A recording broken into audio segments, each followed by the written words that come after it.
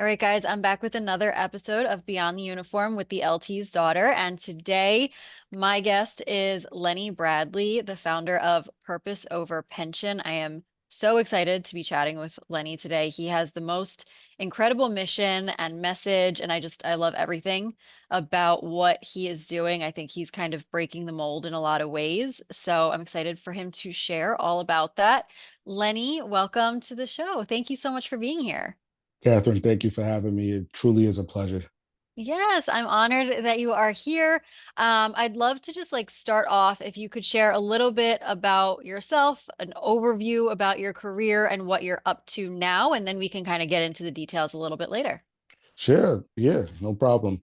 So, a little bit about me. Like she said, my name is Lenny Bradley. I am recently retired. I retired last year in February 2023. Excuse me. And I did 17 years within the New York City Police Department as a New York City Police Department detective and police officer. I took on the role of a patrol officer, field training officer, traffic safety officer, neighborhood coordination officer, and I ended my career as a youth coordination officer. And it was a great experience. And now I am currently retired due to great circumstances, nothing negative. But yeah, that's a little bit about who I am and what it is that I did. That's awesome. So, what made you decide to get into law enforcement? All right. So I initially I went to college to become an attorney. I worked for a law office for about 2.5 years. And while working in a law office, a lot of the partners, or a lot of the associates that worked in the law office, they asked me what I was going to school for. And I said, I'm going to go to school to become an attorney. And they all talked me out of it. They said that you go to school, you end up leaving school with $200,000 in loans, and you're sitting at a desk for 13 hours and it's just not worth it unless you're a partner. So I said, all right, I think the next best thing for me might be to possibly become a police officer. Being that they pay well, it's a good salary for the most part, and you have a pretty good retirement after 20 years. So it was something that popped up into my head. I said, you know what, this will be my backup plan. So after that, I became a loss prevention officer at Stop and Shop. And while working at Stop and Shop as a loss prevention officer, I worked in plain clothes at different locations on Long Island. And what I would do is I would sit in a room filled with cameras from throughout the store, and I would watch people shoplift. In some stores, they didn't have cameras in those rooms. So I would have to actually get out on foot and grab a shopping cart, act like I was shopping throughout the store, and try to catch people while they were stealing at the same time. So during that era, I had taken the test. I said, you know what, I'll become a police, I'll make sure that I have a backup just in case nothing else pops up. At the same time, I had already started doing some real estate, investing in real estate, learning about real estate at the same time. So that was something that I really wanted to pursue. That was something that I always felt was in my heart and something that related to my personality and resonated with my personality. So that was something that I had already started going at full force. I started doing what's called door knocking, going to people's houses, seeing if they wanted to sell their properties. And then from there, we would try to type the contracts and go and sell the contracts of these properties. But in any event, I was still working at Stop and Shop at that time. And I had gotten involved in a fight. And the fight was over like DVDs and chicken wings or something like that. And I busted my knee. So my father and my uncle, they was like, listen, what you're doing at Stop and Shop, you're fighting over stupid items, and you're injuring yourself over what? So he said, you might as well just become a police officer. So at that time, I at one point I actually stopped my paperwork from going through to the police department. And the reason why is because I was a knucklehead. I didn't like to be told what to do. Hmm. And I had already yeah, I had already been called in. Actually, I forgot about this. I had already been called in to begin my medical exam and a few other things. And with that, you would go in and they would yell at you, "Oh, you didn't do this, you didn't do that, stand here, do this." And I was like, "Oh, no, I'm not dealing with this crap." I said, I'm not messing with this. Like I dealt with this in high school, and then I got to deal with this now as an adult. I was like, nah. So I actually halted the process while I was doing my real estate and then while I was also at Stop and Shop doing loss prevention. Then after I got injured, my uncle and father, I remember I was outside helping them mow the lawn and I was raking leaves and a bunch of other stuff. It was like, you might as well just continue with the process. Like you're getting paid $12 an hour and time and a half on Sundays. So if you're going to be fighting and injuring yourself, just join the police department. It's stable. And so I said, all right, I put my paperwork back in. And at that time, they had a class that was in the academy making $25,100 a year. It was the first class. So nobody wanted a job. So my thought process was if the salary right now is 25,100 and I decide to submit my paperwork again or continue the recruitment process, it's not going to be an issue with me getting in because nobody wants it. And that's exactly what happened. I was called within a month. Wow. Yeah. Wow, that's interesting that no one wanted to work, even not work. No one wanted to join the police force even back then in like the early 2000s. Yeah. So I started July 10th, 2006. That Okay. was the day that I started the academy. And I remember my first paycheck was six for 2 weeks, was $638. Well, and that was a lot for you coming off of the loss prevention job. Not really, No. because it was $638 for 2 weeks. So that means a month, Right. all I was making was about Right. 1,200 and change, you know? Yeah. And there Yeah, were yeah, yeah. people, there were people that they genuinely loved the idea of becoming a police officer. Mhm. But once they saw that paycheck, once it was a reality, like the 25,100 didn't really click. But once they saw that reality of a paycheck and what it looked like after those 2 weeks in the academy, people were dropping like flies. Oh, I got a Yeah. family I got to feed. I can't do this. Luckily, I was living at home with mom and dad, so I was able to chill. I was able to coast. Yeah, that's a good plan, a contingency plan. When you got that first paycheck, were you like, "Oh my God, what did I get myself into?" Nah, I was all right. Like I said, I was 23. I was living at home with mom and dad. I Yeah. didn't really have that many expenses. My college was already paid for. So I was like, all right, I'm gonna just chill. And then when the salary goes up, I'm gonna be good. And that was it, Yeah. Yeah, and you plus you know? kind of got into it like as a means to an end. You had other things that you were kind of passionate about, right? Like real That's estate right. and some of the other things you had going on. That's right. Exactly. So you weren't Exactly. as, reliant or focused on the immediate return Right. that you were getting. Right. I always had a game plan. It was like, I'm Right. going, okay, so going back to my father and my uncle saying, "Oh, I should join the job. It's an early retirement, and you have a Hmm. good health benefits and other benefits." My game plan was like, all right, I already learned about real estate. So with me learning about real estate, I'm just going to use this job as a stepping stone financially in order for me to gradually um or to leverage me Hmm. getting into real estate It was all financially and part of a bigger plan. right, exactly. Do you think that that mindset like had anything to do with how you treated the job or how you prioritized the job? Because I don't know if you're familiar with Anthony McNeil from the Off Duty podcast. He doesn't do the podcast anymore, but he kind of has a similar story. He wanted to start his own business.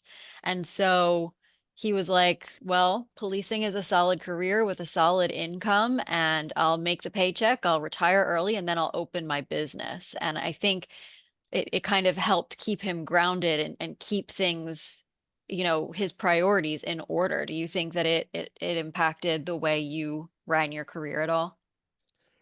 That's a really good question. I like that question. I think yes and no. And the reason why it impacted it in a negative way and in a positive way. And I'll explain why. So with getting into the department and seeing a steady paycheck and realizing that I received a salary every 2 weeks, the same salary every 2 weeks for a certain period of time, whether it was 1 year, 2 years, 3 years.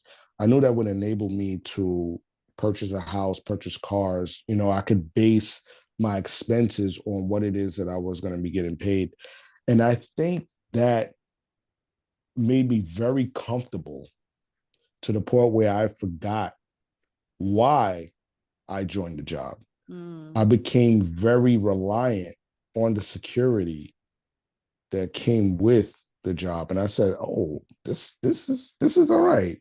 You know, I said this is all right, but at the same time, being that I wasn't passionate about it, and with me coming out in the year 2006, that was the era of impact, and I was not expecting a lot of what came from the job. Like I did not think that I was going to get out there, and as soon as I got to my precinct the next day, I was going to be out there, and the only thing that I was supposed to focus on was arresting people and writing summonses.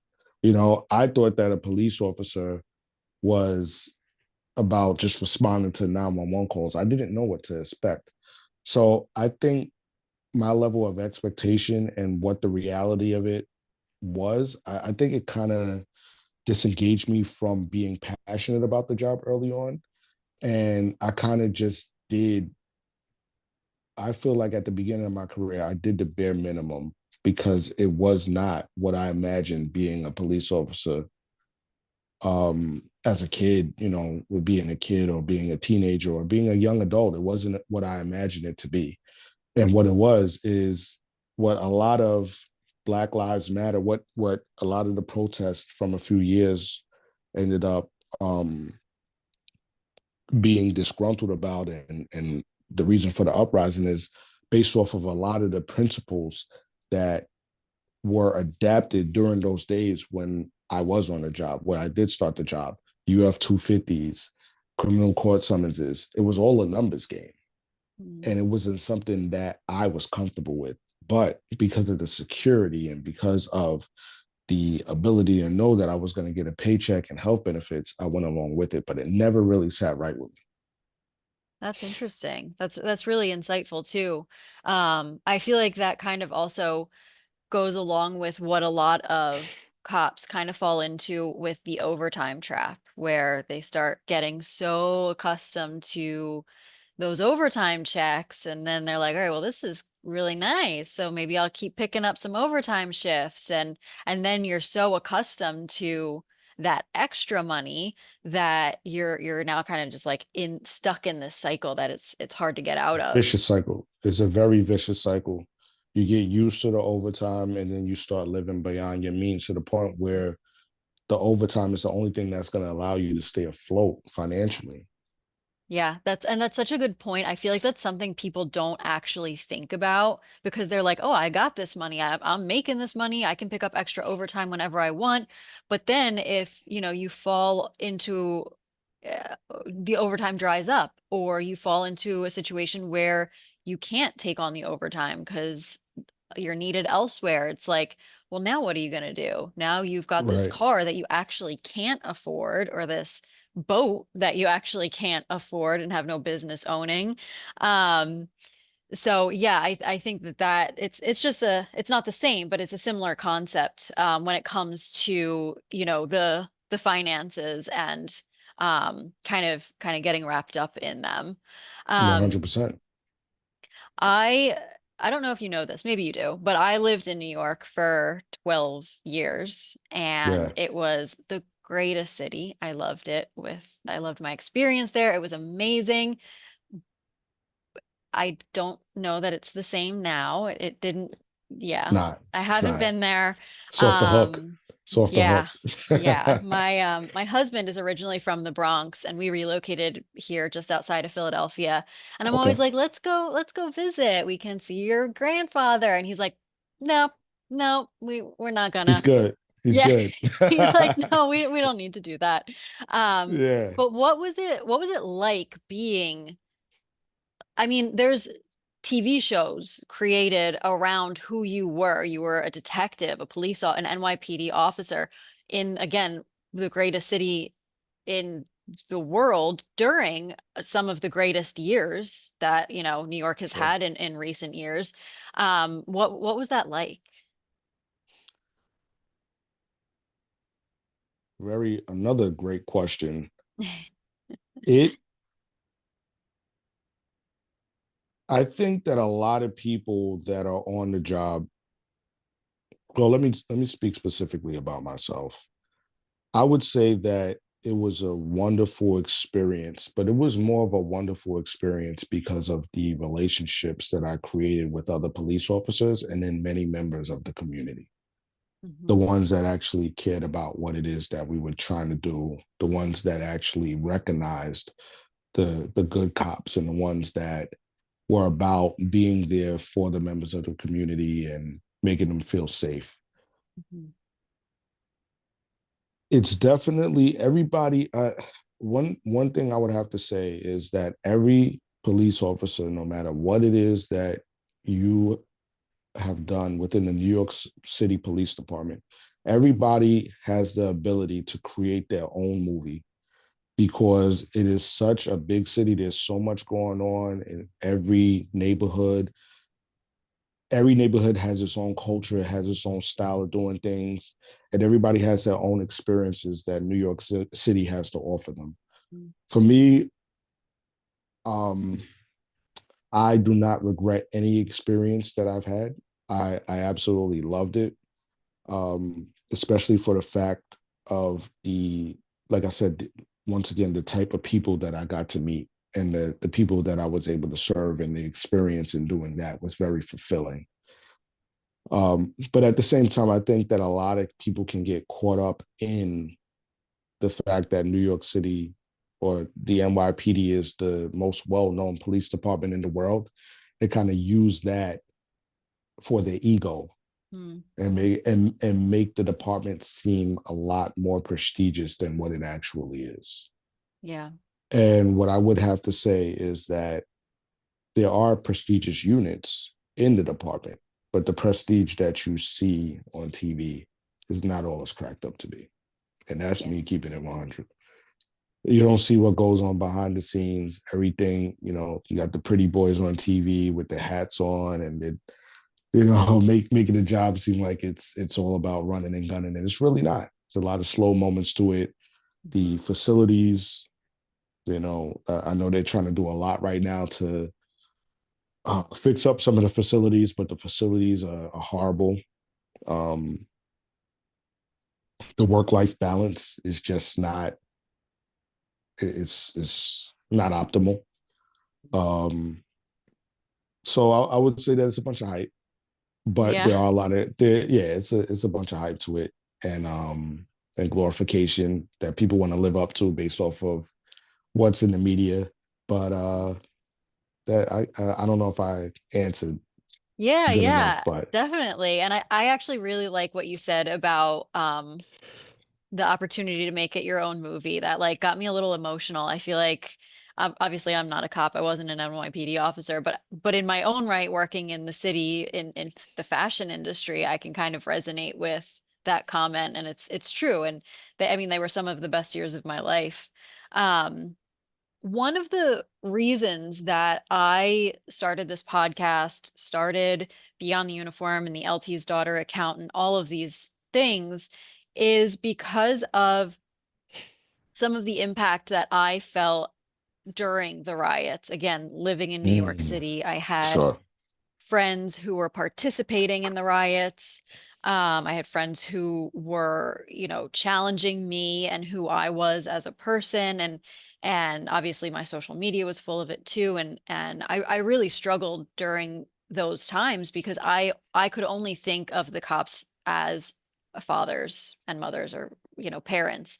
What was sure, it like for you? Because you were still a cop during that time, right? You weren't yeah, retired yet. Yeah, I what was. was that like for you? You know what, Catherine? I joked around about this a lot, but whenever, like, I still had to deal with a bulk of the nonsense that was going on. But whenever things really hit the fan, God took me out of the situation somehow. I Mm, was usually on vacation, or most of the time it ended up me being on vacation, mm, where, especially during the peak of the riots, where it became very violent and police officers were getting hurt left and right, mhm. I wasn't around. And I even contemplated coming back into work, and my boss was like, just stay where you are. You're good. You're not missing nothing. But obviously, that was only within the span of a couple of days. So dealing with the aftermath and being in the middle of that, um, the neighborhood that I worked in, which was East Harlem, there wasn't a lot of pushback. There wasn't a lot of pushback from the members of the community. So I didn't really have to deal with it too much. Um, from when I did have to go down to some of the protests during the aftermath, I was already seasoned as a police officer in knowing not to get emotionally reeled in to what other people had to say. And nobody ever tested me physically. So it didn't really affect me too much aside from the amount of time that it took away from me being at home and my family and things that mattered most to me. But I did see a lot of young cops get affected by it. I did see a lot of cops that didn't experience that. And I think that because of me going through that early impact era in 2006 and being on foot and having to deal with people wanting to fight us left and right during that era, I think that really helped create this force field of not letting anybody control my emotions, or get under my skin. But a lot of the younger guys, like I said, they didn't have to deal with that as much. So I saw a lot of them get reeled in, and it's disturbing. It's disturbing because me being African American and seeing how this whole thing was black versus white, and me being in the New York City Police Department, I had this conversation with my father the other day. Within my whole career in the NYPD, I've only experienced one racist police officer. Wow. One. And There's the only been NYPD one, is huge. and the NYPD is huge. I have never, and people, I may be judged, whatever the case may be, I don't care, but this is my reality. I have never come across any police officer that has said that I am going to do this or that based off of the race of this person. There's only been one, like I said, one time where I felt a little bit uncomfortable. I felt very uncomfortable, but the person wasn't aware that I was around. But aside from that, I can genuinely say that people, police officers, are just out there trying to do their job from my experience and where I worked, as opposed to going after people based on their race. So that's what frustrated me about the protests, and that's what frustrated me about the riots, is I felt that everybody had their own agenda Mhm. to heighten their purpose, or they were so bored because of COVID and they just needed something to help them release their energy. And that's what it is that they used. They used that incident. Yes, the incident was foul, it was messed up, it was completely wrong. But to generalize it and say that all cops are racist, and then for Black police officers like myself to say that I'm a sellout because I'm a police officer, it's just people that were using unfortunate circumstances for their own agenda. Because I do not know, like I said, that one cop, that was it. But aside from that, it was just cops out there trying to do their job.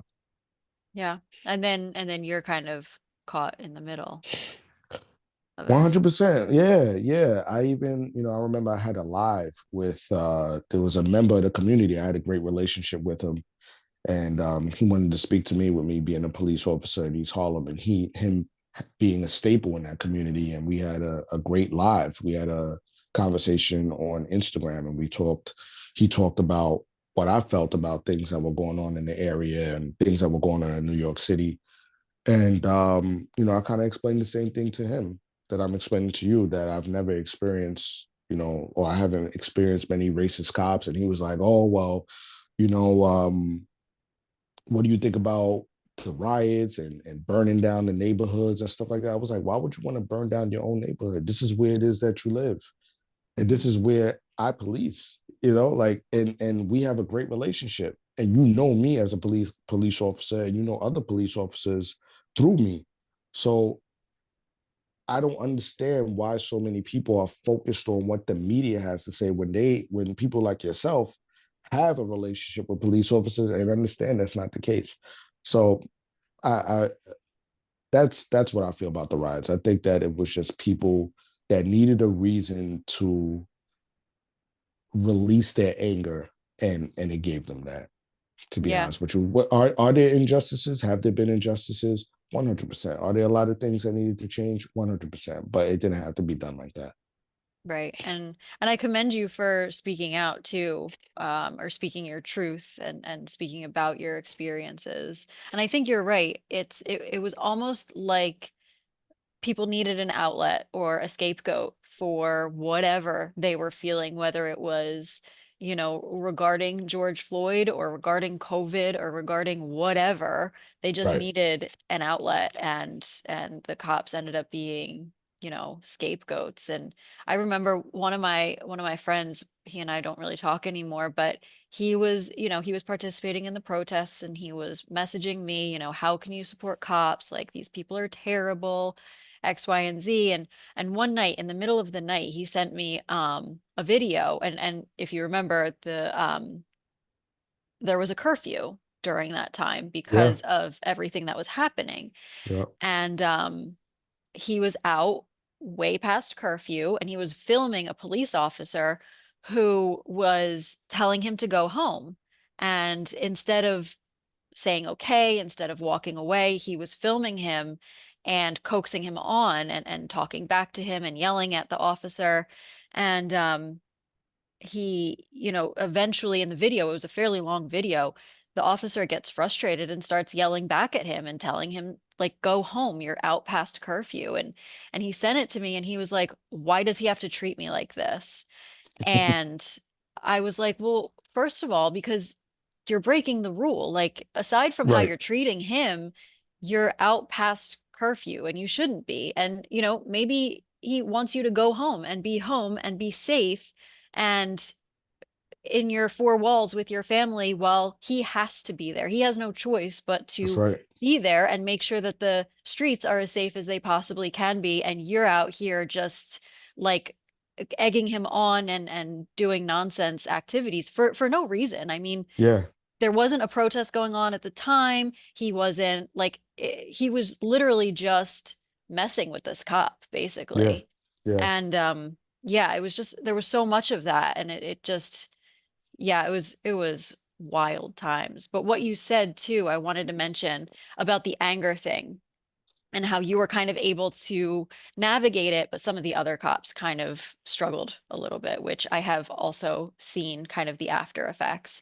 Sure. Um, but one thing that my dad has always kind of taught us, but more so the cops who worked for him, it was just like an adage that he lived by pretty much is he who angers you conquers you. And I think that, what you were saying is a perfect example because once they get under your skin, They got it's you.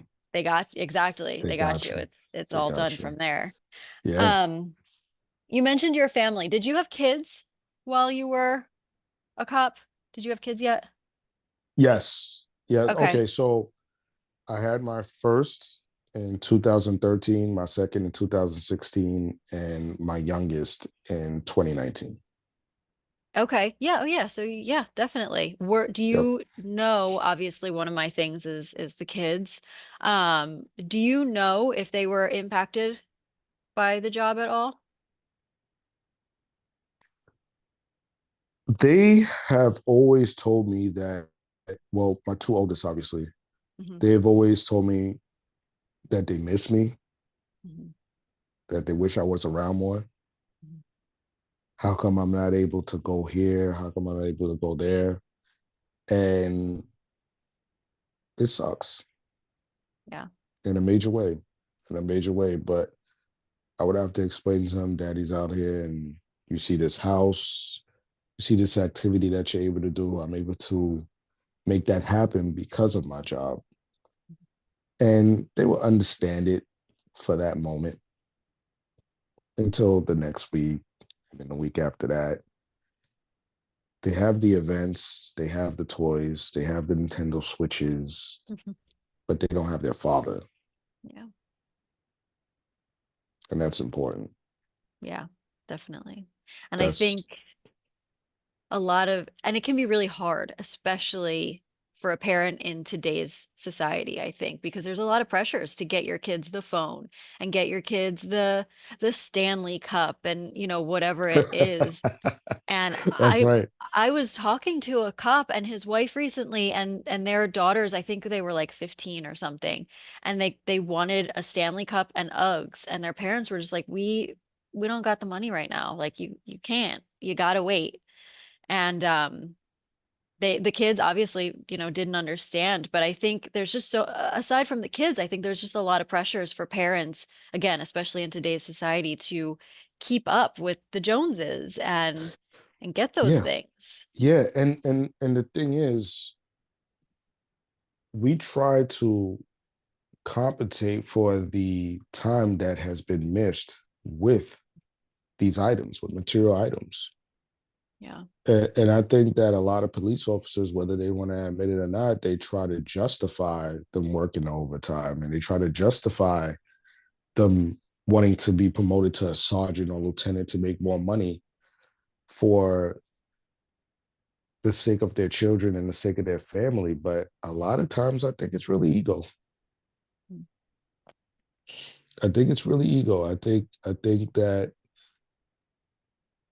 most want the money for themselves, to be honest with you. And yes, you make money for yourself. You're going to give money to your family and do things for your family as well. But I think that a lot want people to see them with the nice house. Mhm. They want people to see their kids with the nice clothes and for them to have a nice car and to keep up with the Joneses. Mhm. Yeah. And I think like, social media and stuff makes it worse, but I I think big picture, thinking big picture, looking at the long term, it's so important to just have the time and to Yeah, have the memories and the just feeling the love versus yeah, having the things. definitely, definitely. One of the things I mentioned this on my story yesterday, actually, when my dad was first promoted to lieutenant, he had like an assigned parking spot in the district that he was working in, and he's parking in it. And every day he comes out to a ticket on his car. And he's like, why do I keep getting these tickets? So after a few weeks, he went into roll call one morning and was like, what's going on? Who keeps ticketing my car? And the cop who was ticketing the car was like, oh, shit, that's me. I'm sorry. I just didn't expect a lieutenant to have a hoopty like that. And and Oh man. it was so on brand for my dad because he Yeah, always had a hoopty because he never cared, he didn't want to take on overtime. So he was going to that's right. drive whatever got him from point A to point B. And he's still like that to this day. Right. Um, He's a um, special man. yeah, he is that. Um, what has changed with like the dynamic with your kids now that you're not a cop, if anything? What's changed is I know them. Mm. I understand them. I know their true personalities now. But I now have to adapt to that. And I have to take away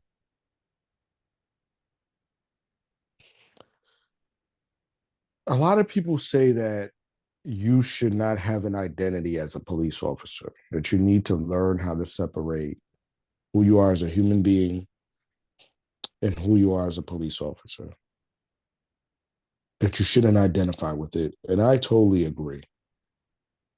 The thing is, when you do something for so long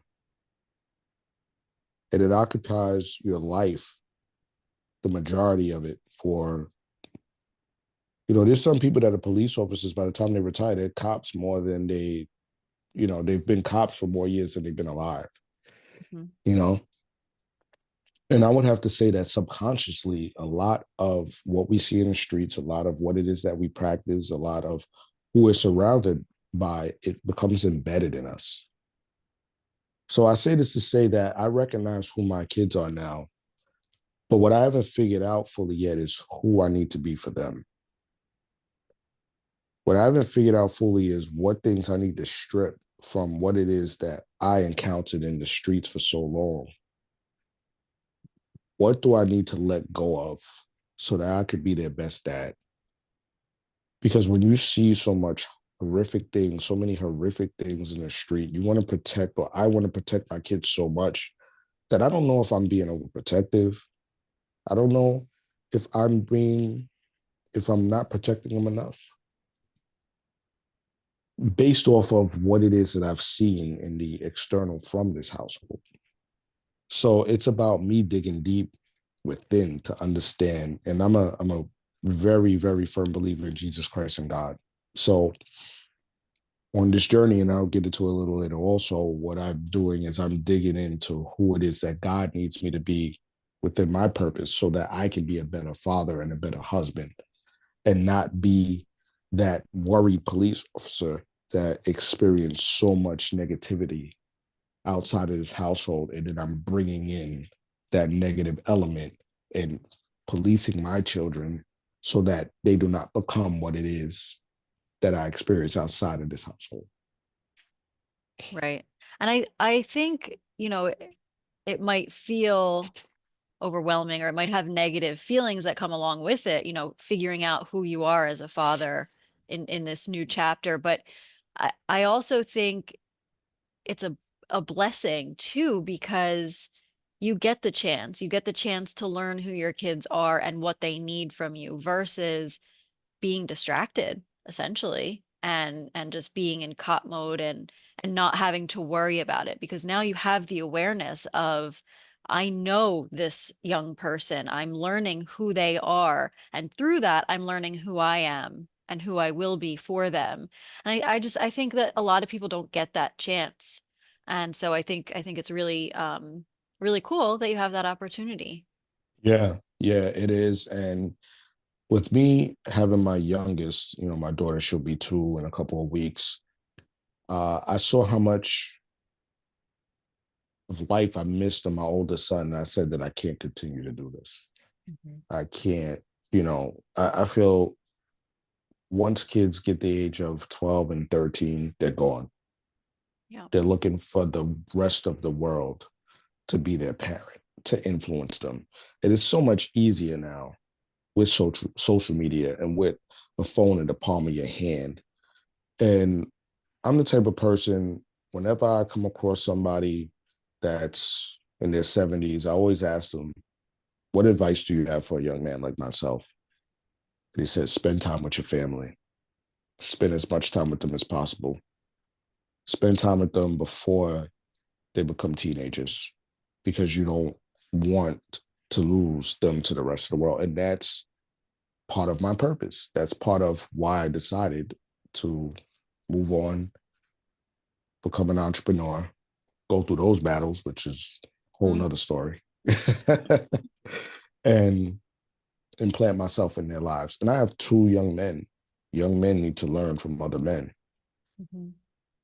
Yeah, it's like that concept that is used a lot in entrepreneurship of like the bamboo. It's like grows under the ground before it actually comes out of the ground for like That's a right. bunch of years, 5 years or That's something. right. That's right. And it's, during those years before they get into the young teen years is when you're really laying that foundation and building that trust and that relationship. And sure, during the teen years, maybe it's going to get a little wavery and they're going to be, I can't be bothered, can't be seen with Of mom or dad, course. Of whatever. course. But, it will come back if they have that foundation that was embedded in them That's early right. on. It always comes back full circle. I can, Yep. speak from experience. I'm 35 now and I go see my parents all the Same here. time. Yeah. Right? Yeah. Exactly. It's so important. So I think that's really a great point that you made. And one thing that I've talked about with several people on the podcast is this concept of, you know, my cop parent wasn't present. So when I got to be a teenager, I couldn't be bothered. He or she wasn't going to tell me what to do. They weren't going to parent me because they Mm, were gone all those years. They couldn't be bothered with me then. Why are they all of a sudden thinking that they can be in my life now? And, right. that for years is going to wear away at the relationship. And then, what we know with the life expectancy of a cop, sometimes it gets to the point where they never got a chance to have a relationship because unfortunately in some of the interviews that I've had, the cop passed away before they had a chance to rebuild the relationship.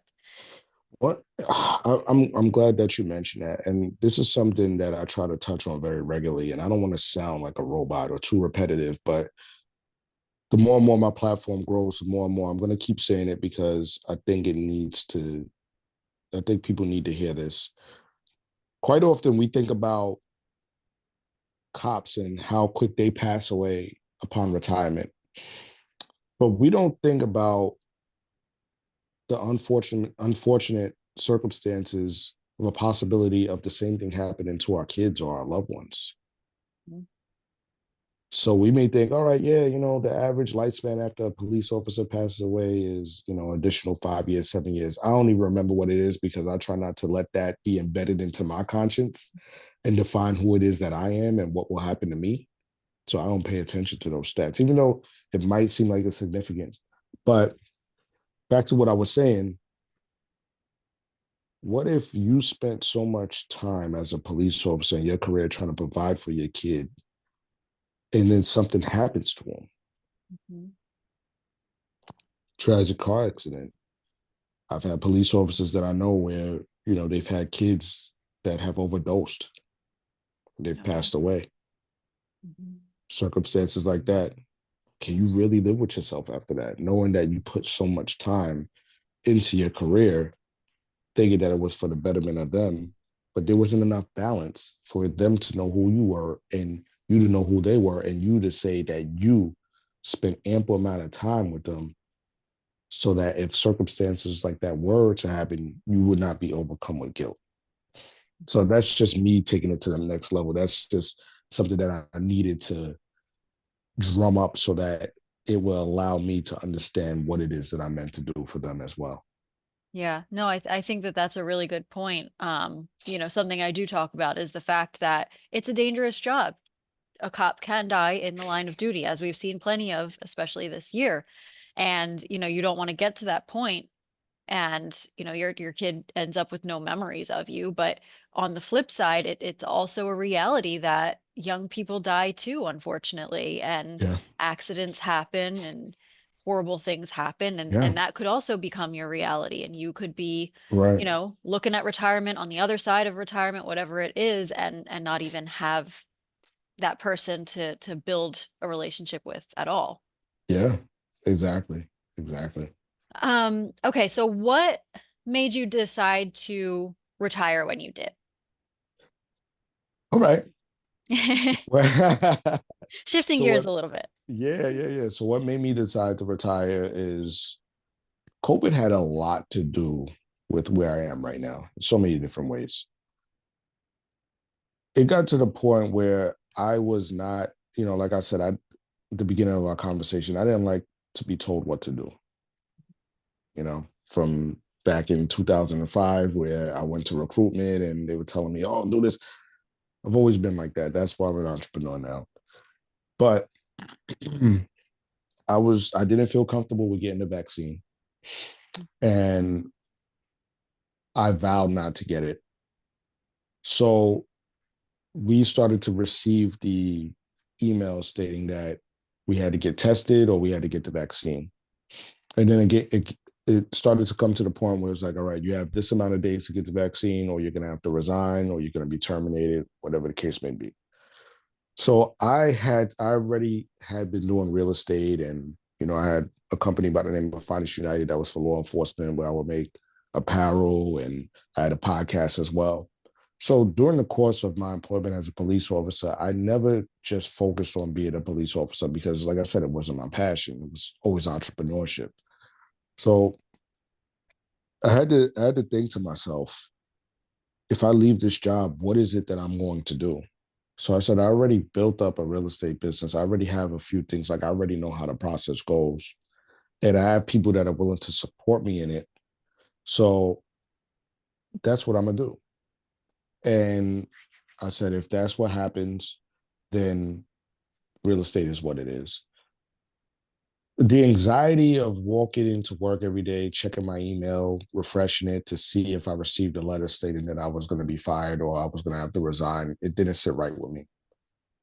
It told me that I had let somebody else's decision or what somebody else wanted to take control over my future. I said, I can't live like that. So I'm going to set a date, which I'm going to resign, and I'm going to make this happen on my own. And that was it for me. That's what did it for me, was being told that if I did not take a shot, if I did not get injected with something that the government wanted me or the department wanted me to get injected with, then I would lose my job and I would not be able to provide for my family. I don't want to be placed in those circumstances again. Yeah. So that was it. Yeah. And kind of live on your own terms this way. That was Yep. just talking about it so much, like that time, it was a wild time. And I'm just It thinking was. about what a crazy time it was. It was. And for them, and I feel so bad for the nurses because I feel like the nurses really didn't have much of a leg to stand on. I felt like the police department, eventually everything got dropped. But I just feel that I kind of lost my train of thought here, but I just feel that with the riots and then with COVID, we were at the precinct for pretty much 12 hours a day, if not more. And then the riots happened as well. And then to throw salt on the wound and tell us that if we did not get vaccinated after holding the city down, it's crazy. And the same thing for the nurses. So I Mm, said, no, I can't deal with this. I can't rock with this. And luckily I had those other things in place, or I wouldn't say it's luck. I'm blessed because I took action instead of just hoping for something to happen. mhm. And I was able to move on. Not to Yeah. say it's easy. It's a struggle. It's a hustle. It is a hustle, but I'm toughing it out.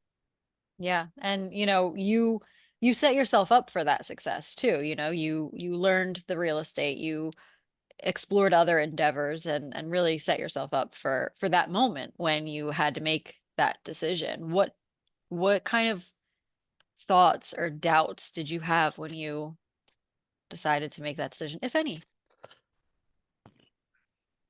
I still have doubts to this day. I have nightmares. Did you make the right choice? You know, um, anybody that is an entrepreneur, anybody that is in business knows that there's going to be highs, there's going to be lows. So it's like in the slow periods, and I kind of missed that paycheck. You know, um, just trying to figure out how to when it comes down to entrepreneurship, what it is that I do today or do during the course of this week, it might not pay me. And if it does pay me, it might not pay me until the next week or Mhm. a year from now. Whereas with a solid and a steady, secure job, you know when it is that you're getting paid. But the security is not worth the trade-off in freedom. Yeah. So I would say that um, before leaving, I was very confident with what I was able to do. I was very confident with me being able to maneuver in my business because I did have a lot of support. But the crazy part is, as soon as I left, that support dropped off. Yeah. So then I had to go back to trusting in God and Mhm. trusting in myself. Yeah. And that is tough. That is tough. Yeah. And what's crazy, Catherine, is you have a year to get back into the police department after you resign. I wanted that year to hurry up and go by because I did not want to second guess myself. I said, just like people wait for retirement or they wait for retirement to hurry up. I said, I need that year to go by as soon as possible so that I cannot take a step backwards. Yeah. That's awesome though. And I think the other thing about the job security and the regular, checks and everything, it's nice. There's no doubt about that, but it's it's almost just perceived security because when they decide that you need to get a shot in order to receive that check, it's like, oh, I guess it's not as secure as I thought it was. That's right. That's right. And that's a key point as well. That's a key point. I said this shot was supposed to be secure, but I could possibly lose it over a shot. Then I said, if I could lose it over a shot, then what else could possibly come down the line that Hmm. they will force me to do for the sake of security? Exactly. So Yeah. I think it's worth it to tough it out. Plus now, like you said earlier, now you know who your kids are. And I think Yeah. there's a lot to be said for that. Even during the hard days, if you can hug your kids and remember that. Right. And it's not only my kids, but my wife. Yeah. My Mhm. wife, I would not be able to have a healthy relationship with my kids if it were not for me having a healthy relationship with my wife. And one of the key things that I've done since leaving the job is I am way more in tune with my spirituality. I am a part of a men's group that I attend every Saturday that goes over a lot of the struggles that men deal with, a lot of the coping mechanisms that police officers deal with over the years. And it's something that is not talked about very often because of the demands of the job, because of the absence from being with the people that matter to you most. Police officers end up dealing with some heavy, heavy methods of coping that the ego doesn't allow for them to share. Hmm. It's almost like divorce in the police department is it's almost like I wouldn't say encouraged, but it's like part of the culture. Hmm. It's Yeah. like part of tradition, and people laugh about it. I'm gonna tell you this. I knew my wife since 2003, and I didn't get married until 2021. And the reason why is because of cop culture. Mm, that's that's important. Talk about that if you don't mind. The, the reason why is because of cop culture. The reason why is because when I worked as a rookie from 2006 on to 2009, and I did want things to be close with me and my wife, and I did want to get married. The only thing that was preached by these salty veterans was don't get married because they steal all your money, because you're going to end up getting divorced anyway, because there's so much tail to chase around here.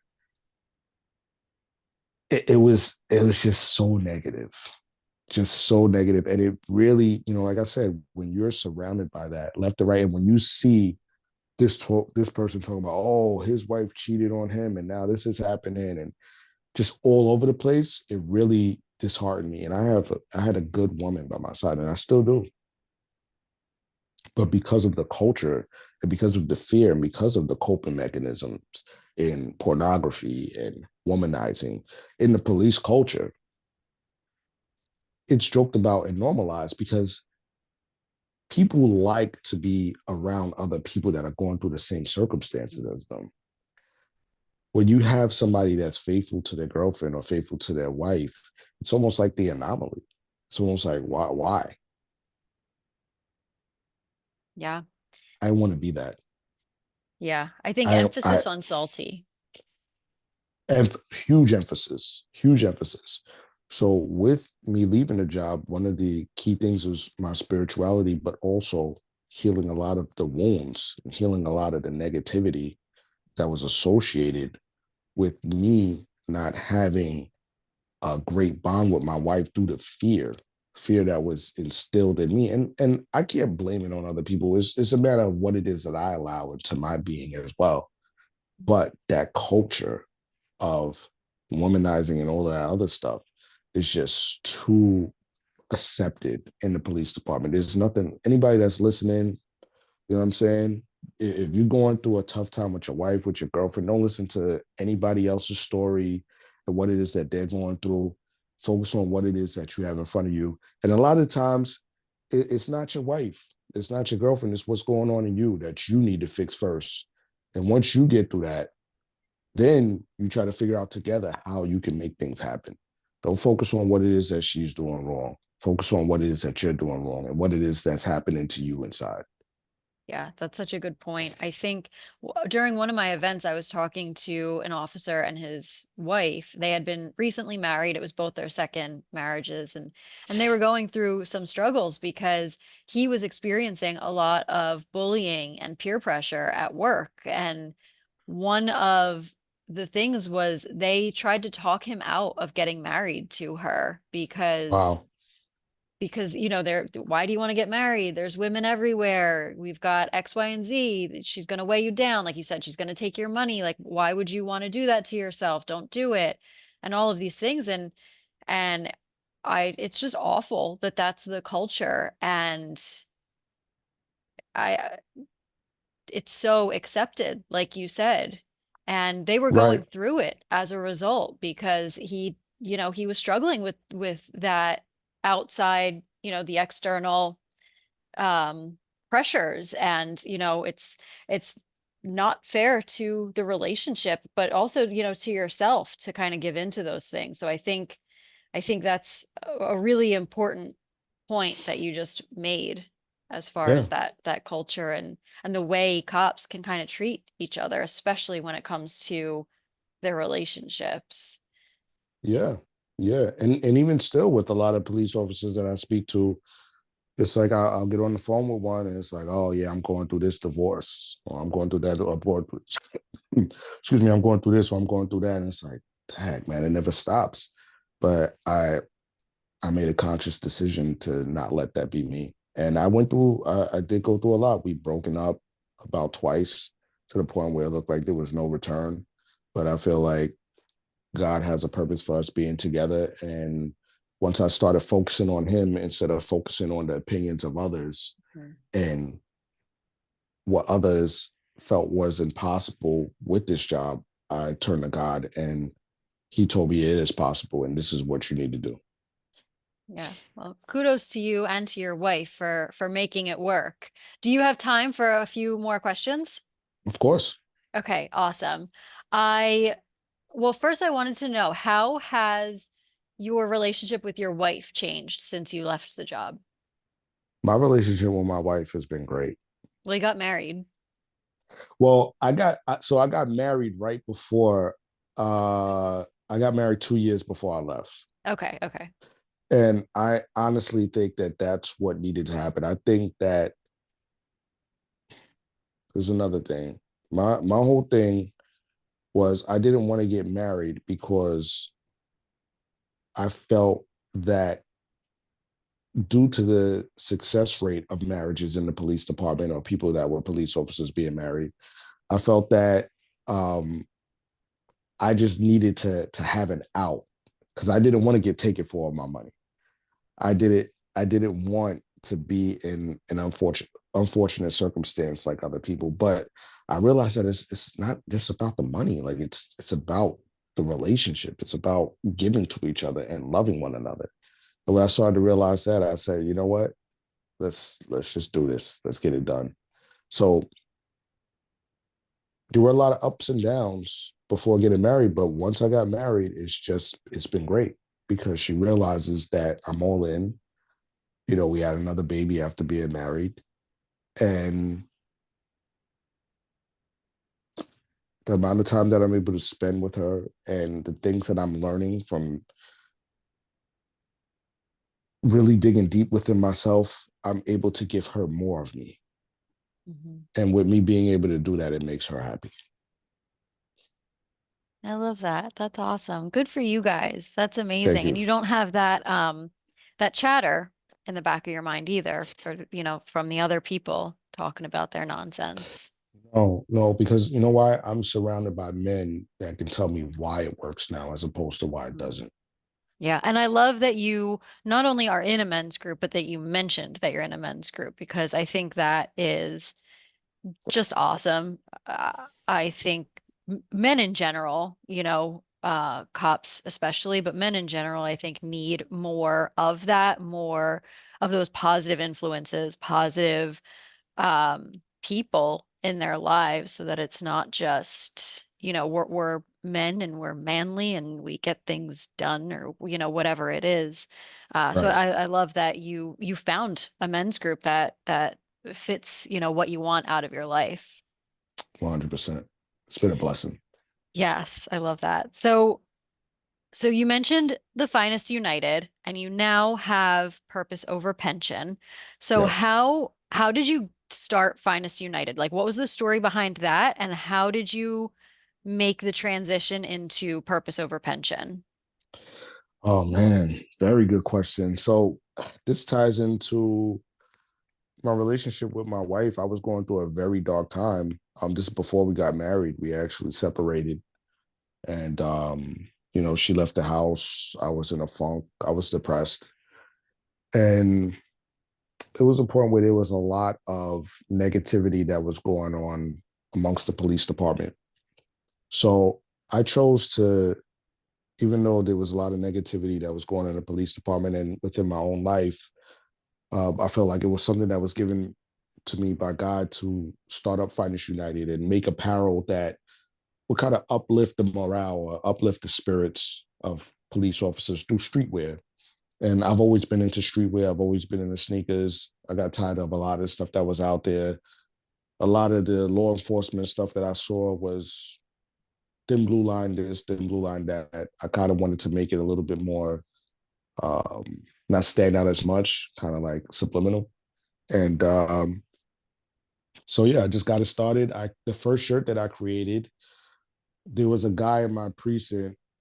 His name is Mark, and I would call him a detail dodger because any parades, any assignments where it involved him coming in on his audio, he would always dodge them. So just like you had the LA Dodgers, I created a shirt that said detail Dodgers on it, and it had the precinct name. Excuse me, it had the precinct number on the back, which was 2-3, and then I created every excuse in the book that people use to get out of details within the letters. And I made like 25 and I sold them all in a day. Oh, wow. Yeah, and then I ordered another 25 and then I sold them all within a day again. And I was like, all right, let me keep going. And then I started creating other images and it did well. So I decided to um, create an Instagram and then my own website, and it was born. So I took the negativity that I was going through and said, you know what, let me uplift other people that are in law enforcement. Being that I'm down, instead of me being a downer, let me uplift other people, and then me lifting other people, lifted myself Mhm. as well. Yeah, that's awesome. And so you're creative to boot, so that's cool. And Thanks. so how did that, or maybe they're two totally different things. How did Purpose Over Pension come to be?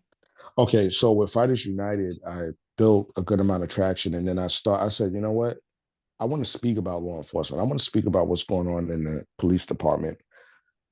Was I allowed to do that? No, but I said like I told you, I don't like being told what to do, so I did it anyway. So I did it anyway, and I started interviewing people, and I had topics that I was getting a lot of good feedback. And I had Michael Coonahan, No Donuts, here on, Aaron Lohman, Jumpman Jay, and these were some of the I was honored to have them on my show, especially all at once, because these were like some of the most well known police officers in the department. in New York City and Jumpman J Hughes in Westchester. So I realized that it was growing, but being that it wasn't validated by the NYPD, and you have to have permission in order to start up a podcast. I said I need to stop this now before something happens. And I said, okay, let me stop. I'm going to figure something out. And I always had this inkling in me that I probably wouldn't be finishing out my 20 years on the job. So I said, I'm going to start up another podcast eventually. I'm going to do something else. I don't know what it'll be, but I will. Now, with me leaving the job and COVID and the vaccine being pressed upon me, I said, what am I going to do? And I said, being that I will not be a police officer anymore, I can speak freely about what happens and what goes on in the police department, what the cop culture is about, and not to be negative, but to just give people an understanding of the reality of it and to help people understand that I was, especially during those times, there were so many people that were miserable and unhappy with what was going on with the job and with legislation and the laws. And people, their faces, as soon as they walked into work and they scan in to present themselves to the desk as present for duty, everybody's face just always looked grim. And a lot of people complain about them not seeing their families, their girlfriends, and things like that. It was just a somber mood 24/7. And I said, you know what? I'm going to create something where people figure out, or I'm going to create a media system or media hub where people can hear the testimonies of others that are on the job or have retired that found their purpose in what it is that they should be doing, whether it's entrepreneurship, whether it's becoming more spiritually engaged, hobbies, whatever the case may be. I want people to hear that there's a way out. And if they do not want to be on the job anymore, that they can transition. So I aim to provide that service through the podcast and, through social media so that other people can see that there's more to the job than just a pension. And Purpose Over Pension was born. It's such an important message too. And I think you leading the the movement is like I said to you earlier, I think it's really impactful, with your experience and everything that you've seen firsthand.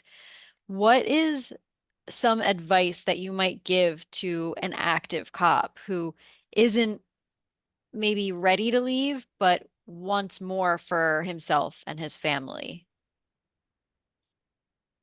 What I would say is find something that resonates with you and then figure out how you can create income from it. Hmm. And once you figure that out, test it out. Give it a year, give it 2 years, and make sure that it works. If nothing, also while you're at work, give it your all. Because one thing that I do regret because of me being disgruntled at times, I felt like I didn't give it my all and I focused on what it is that I had going on outside of work. But what I do notice is that the guys that are solid and are doing the right thing and they do give it their all and they are passionate about the job, even though they might not get the exact position that they may want, something usually opens up for them. And the reason why is because they stay at it and they stay consistent and it's their purpose to be there on that job. Right. So what I would say is, even if you feel disgruntled, even if you feel upset and it feels like you have no hope, still give it your all because you don't know what's going to open up for you. There are a lot of positions within the department that allow for flexibility Mhm. and they allow for you to spend more time with your family, but you have to work hard to get there and you have to stay consistent and be passionate. And that has to be your purpose. You know, you just have to realize that a lot of people say, oh, you have to know this person and you have to know that Mhm. person. A lot of times, yes, that is the case, but then there's a lot of times where I know people that don't know absolutely anybody and they just work their butts off and they treat everybody like a gentleman and they treat, you know, um, and they know how to deal with people on the street. They know how to deal with their supervisors and their coworkers. People like them, a position opens up and they'll get it. Yeah. Yeah, there's department politics, but there's also regular rank and you can earn your way into those positions. 100%. Do you think that it's possible to have balance when you're on the job between home life and cop life? Yes, I do think it is. I do think that it is. If you can get into one of those units where it's optimal, right? Where, say, for instance, you work 3 hours, excuse me, you work 3 days a week, 12 hours, and then you have 3 days a week off. Or if you have a schedule where you're able to work from 6 to 2 in the afternoon or 7 to 3, and you live close by, it's not too long of a commute. I think that, especially for somebody that's on patrol, I think that day tours work best for family. I think it provides that balance, even though you still might get robbed of your regular days off. I think that's the best tour for a work life balance for the Yeah. average police officer. Yeah, I think that's a good tip. When it comes to, what we talked about with the culture and the negative people who might be in your life if you're an active law enforcement, I know we talked about you have your men's group, but how can people find, how can cops find more positive people to let into their life so that they can kind of drown out some of the noise that's going on at work? That's a really good question. I would say that the NYPD, they have implemented a lot for mental health and wellness. I know Mhm. Aaron Lohman, he's a sergeant in that section, Mhm. and I see a lot of what it is that he's trying to do, him and his unit. I think that if you can get plugged into a lot of things that they have going on, it could be great. They also have a new club. It's been about 2 years for now, about 2 years now, Cops for Christ. So if you're looking to get closer to God, that's an option as well. And I'm sure that they have bulletins in NYPD that you can go to when it comes down to just finding. They have a lot of different sports as well. Mhm. They have football, basketball. I mean, they have a what's it, e games? What is it called? Like esports. They have an Oh. esports team now. Oh, wow. Yeah, yeah. They have an esport. NYPD has an esports team. They play video games, and I Oh guess my they play against other. gosh. There's Yeah, something for everyone. yeah, yeah. There is. So I Yeah. would say try to get involved in things like that. They're out there, but you really have to be proactive and search. Mhm. I think the thing is you have to be willing to maybe be uncomfortable for a few days Yes, and getting yes, out of the routine or getting out of what you're just accustomed to and trying something new and being a little bit vulnerable around new people. yeah. But at the end of the day, everyone who has joined that group or that team or whatever it is went through the same thing and had to push through the same barriers and knows That's right. exactly what you're going through. And That's right. again, at the end of the day, it's going to pay off because you'll have those positive people to lean on who Right. also understand the job. Right. And a lot of people may not know, but the NYPD, they have a financial club as well. That Oh. consists, yeah, they have a financial club. So if you're going through issues financially, or say you just want to be proactive, you want to get into real estate Mhm. investing, you want to get into stocks, you want to get into whatever way of making extra money outside of the job, that's available too. How to get to it, I'm not sure. You got to ask around, email some people, whatever the case may be, but it's there. And Yeah. they're stepping their game up with trying to make it impossible for people to have excuses. Yeah, that's awesome. Good for the NYPD kind of rolling Yeah. out some of these new ventures. Yeah. What about advice for an active cop who is tired and maybe is considering leaving, but is kind of worried about what comes after that? Ooh, man. Very good question. Message me. Yeah, there you go. Message me. Message Yeah. me. Talk to me. I know other police officers that have done the same thing as me. Hmm. I'll give you great insight on what it is that I've gone through, what it is that I'm currently going through. I could connect you with other people that, once again, have gone through the same. There are other great Instagram pages. I believe Next Shift. Hmm. I don't Yeah. remember her name, but she has some Jess. some great insight. Jess, Yeah. I like Yep. her page a lot. Hmm. Um, There's another one, the Maddox Initiative. I was I, just I gonna forgot mention his name. him. Yeah. Yeah, yeah. But I was going to suggest anybody, whether you want to know about the job, if you haven't been on the job yet, if you want to know what it's like to not be on the job anymore, if you look hard enough and it's really something that you're interested in, social media is awesome. Mhm. So many people use it for entertainment and they use it just to let time go by, but the resources are there and you will find it. You type in law enforcement, you type in law enforcement, LEO retired, or whatever the case may be, you're going to be able to find it. The resources are going to be there, and usually they're going to be an open book. Yeah. Whoever it Yeah. is that you reach out to, they're going to be an open book. The reason why they started that page is so that they can help you. Hmm. They can help others. Yeah. So that's what I would suggest.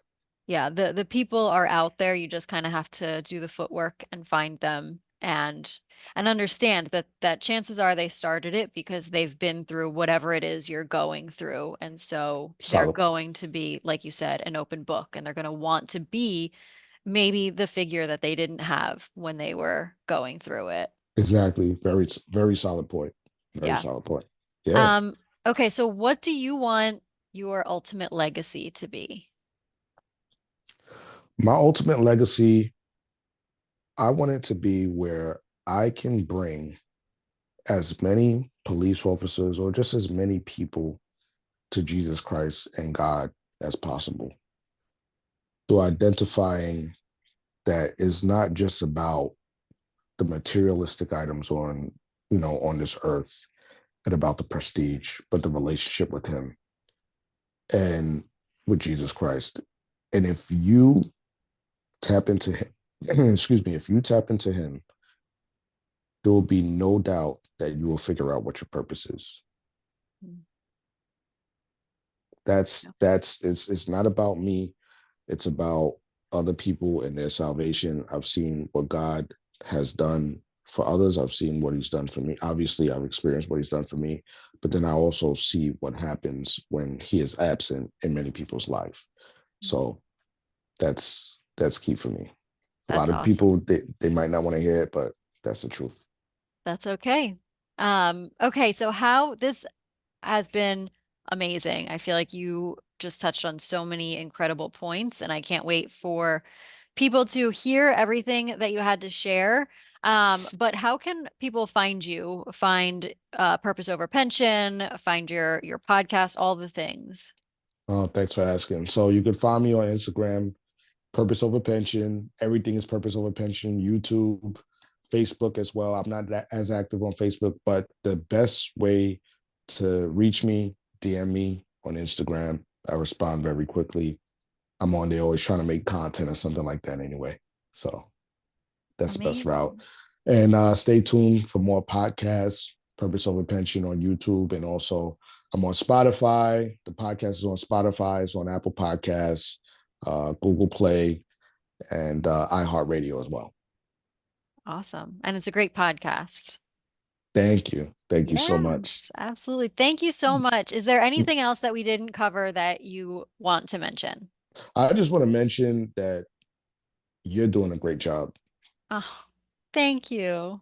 And I mean, you're for you to not be on the job and just go so hard at what it is that you're doing, it takes a special person to be able to do that. So just keep doing what it is that you're doing. Don't let anything stop you. Don't second guess yourself. Just you know what your purpose is, I do. and you're locked in. So Yeah. just keep at it. Keep at it. Anything that you think that you want to implement, just keep implementing it. Thank Yeah, you. yeah, you're a real one for doing this. A lot of people don't understand that, but I do. So we appreciate you. And you're speaking up for all of the kids of police officers that maybe just feel that, they never felt like they want to speak out on it. One day I would like for my kids to listen to what it is that you have to say and your Oh, experience. No, it's true. thank you. It's That means true. so much to me. I really Yeah. appreciate that. Yeah. I want to see if they can relate with you. And Yeah. I think that any kid of a police officer that really wants to know what it's like growing up as a police officer's daughter or son should listen to what it is that you have to say in your movement. Thank you. That's it. That's it. I'm good Thank on that. you. That I did not expect that. I really appreciate that. And this was an awesome conversation, and I cannot wait to share it. Thank you so much. Thank you for everything, Catherine. It's been a pleasure.